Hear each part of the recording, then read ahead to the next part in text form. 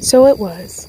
A little black girl yearns for the blue eyes of a little white girl, and the horror at the heart of her yearning is exceeded only by the evil of fulfillment. We saw her sometimes, Frida and I, after the baby came too soon and died, after the gossip and the slow wagging of heads. She was so sad to see. Grown people looked away. Children, those who were not frightened by her, laughed outright. The damage done was total. She spent her days, her tendril, sap-green days, walking up and down, her head jerking to the beat of a drummer so distant only she could hear. Elbows bent, hands on shoulders, she flailed her arms like a bird in an eternal, grotesquely futile effort to fly. Beating the air, a winged but grounded bird intent on the blue void it could not reach, could not even see, but which filled the valleys of the mind. We tried to see her without looking at her, and never went near. Not because she was absurd or repulsive or because we were frightened, but because we had failed her. Our flowers never grew. I was convinced that Frida was right, that I had planted them too deeply. How could I have been so sloven? So we avoided Pecola Breedlove forever, and the years folded up like pocket handkerchiefs. Sammy left town long ago. Charlie died in the workhouse. Mrs. Breedlove still does housework. And Pecola is somewhere in that little brown house she and her mother moved to on the edge of town, where you can see her even now, once in a while. The bird-like gestures are worn away to a mere picking and plucking her way between the tire rims and the sunflowers, between Coke bottles and milkweed, among all the waste and beauty of the world, which is what she herself was. All of our waste which we dumped on her and which she absorbed, and all of our beauty which was hers first and which she gave to us. All of us, all who knew her, felt so wholesome after we cleaned ourselves on her. We were so beautiful when we stood astride her ugliness. Her simplicity decorated us. Her guilt sanctified us. Her pain made us glow with health. Her awkwardness made us think we had a sense of humor. Her inarticulateness made us believe we were eloquent. Her poverty kept us generous.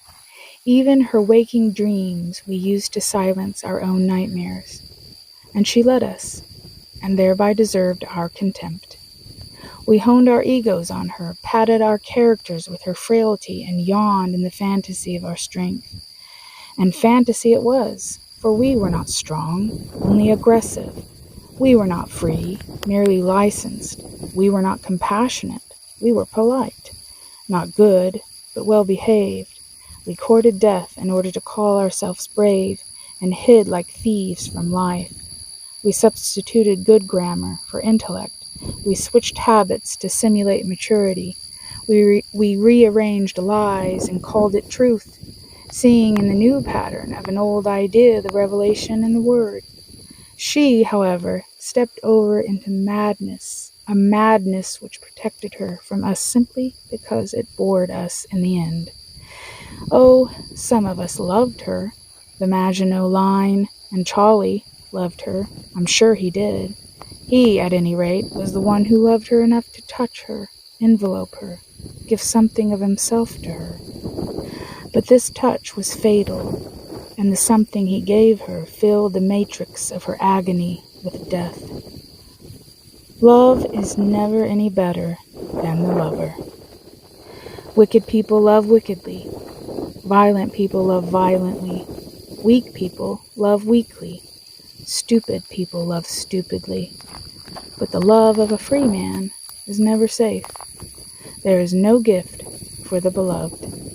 The lover alone possesses his gift of love.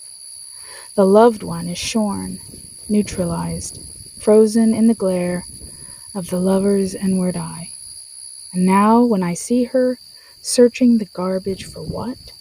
The thing we assassinated? I talk about how I did not plant the seeds too deeply, how it was the fault of the earth, the land, of our town. I even think now that the land of the entire country was hostile to marigolds that year. This soil is bad for certain kinds of flowers. Certain seeds it will not nurture. Certain fruit it will not bear. And when the land kills of its own volition, we acquiesce and say the victim had no right to live. We are wrong, of course, but it doesn't matter.